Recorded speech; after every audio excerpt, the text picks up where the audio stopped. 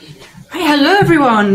Welcome to our next webinar, how to write a winning grant application for your school. My name is Lydia and I am product specialist here at Pebble, and I'm joined today by our Pebble expert, Ben. Can you tell them a little bit about yourself, Ben? Hi guys, I'm Ben. I'm Pebble's bid and copywriter, and I help schools to create their project narratives and support them through their grant applications.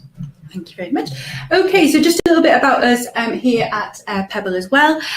We help schools generate additional funding for their educational projects through various different revenue streams such as donations, sponsorships, and more importantly today, grants. So our support and software, Arrow, are really designed to assist in the management and the marketing of those income generation activities and projects. And today's webinar will be focusing on how to improve your project narrative. So the Pebble method of grant applications is with something called a project narrative. Now, Ben, you're the expert. Can you tell us a little bit about what a project narrative is and why it's important at the, to start us off? Yeah, sure. So the project narrative is really a document that we use as a bit of a blueprint, really, of your project ideas. It's used as the foundation for any information you'll pull together about the project. And it'll become really the basis of any grant applications that you make. It's a good place to kind of gather all the information about a project in one central location, and also to share that one thing with colleagues and kind of bring the expertise of different members of your staff together.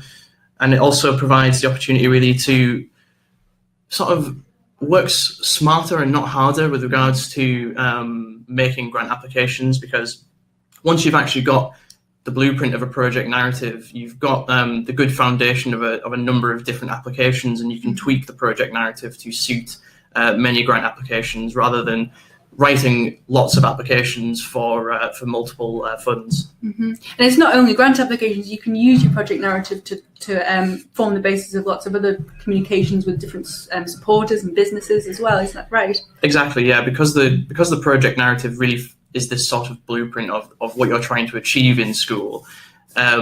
It can be used to inform a number of different things, be that email communications, social media campaigns, or any sort of awareness raising that you're trying to do. Great. Okay. So really, when you're starting off this project narrative, you'll really be starting with a description of the project, won't you? So, Ben, what do you think about the description of the project? What function does it have, and what tips do you have for people who are writing their description of their project? Yeah, sure. So we ask schools to think about a project description and to try and think of it as a sort of brief overview, really, of the project itself. It should quite quickly tell the reader the purpose of the project, the aims that the school has, and sort of touch on a bit of detail on how you're going to achieve that goal. But it should be quite concise.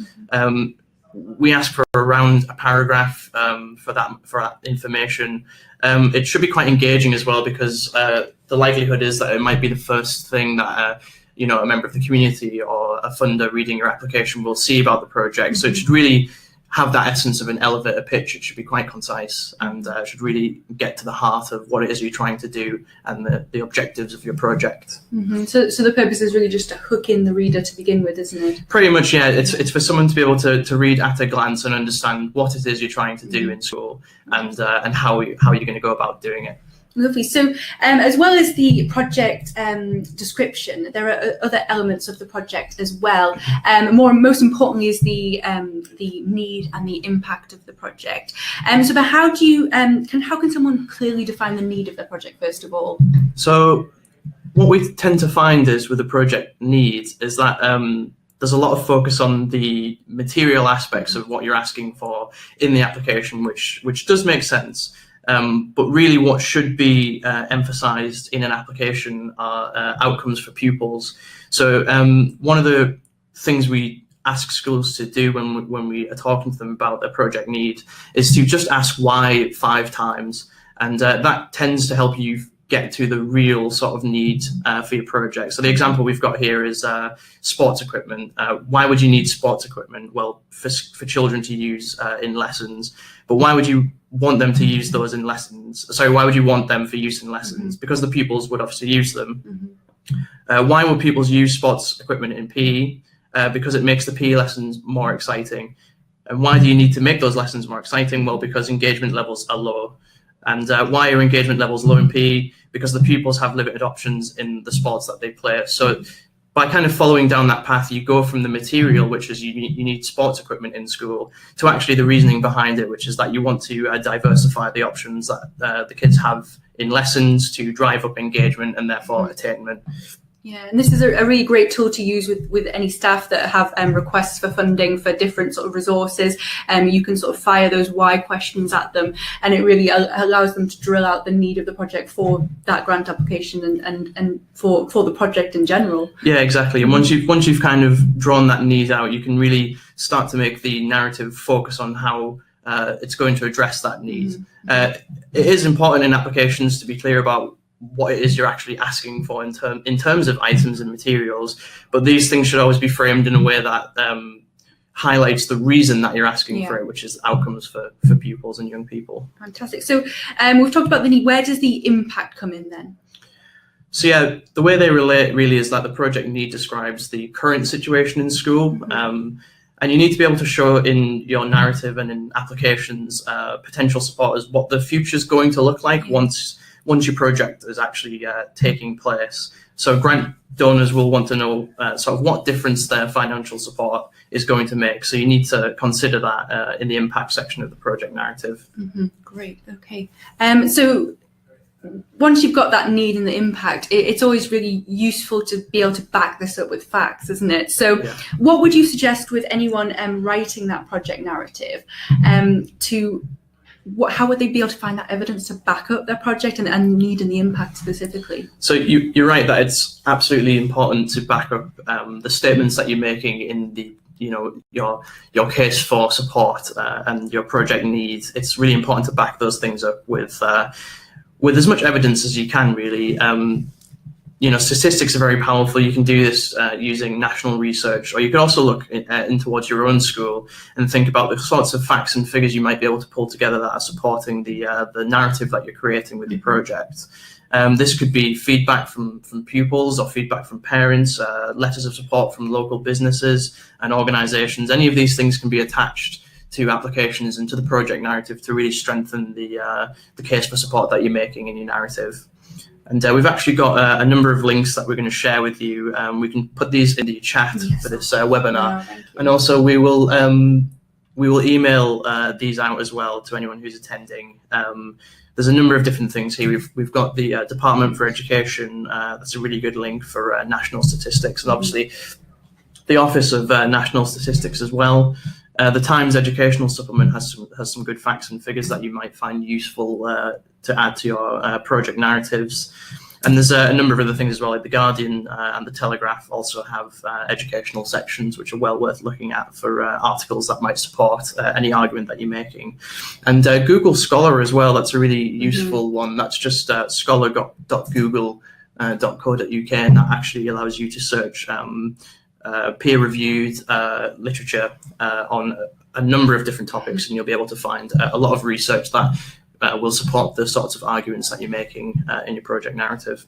Fantastic, thank you for those. I've popped as many of those as I possibly can into the chat, so if anyone wants to use those for later, they're all there for you. So what we also can do is we can show you a little bit of Arrow, which will allow you to sort of manage the project narrative.